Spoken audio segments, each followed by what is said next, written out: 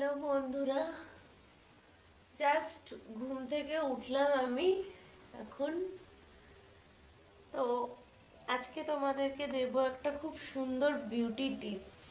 আমি ঘুম থেকে উঠে যেটা করি, আমি ঘুম থেকে উঠে ফ্রেশ হয়ে আগে ব্রেকফাস্টও করি না, তার আগেই যেটা করি সেটা হচ্ছে ক্লিনজিং ক্লিনজিং টোনিং এবং ময়শ্চারাইজিং।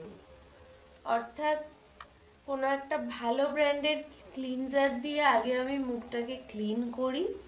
ফেস ক্লিনের পর তারপর আমি কোনো একটা ভালো টোনার ইউজ করি, টোনিং করি, তারপর ভালো ময়শ্চারাইজার ইউজ করি।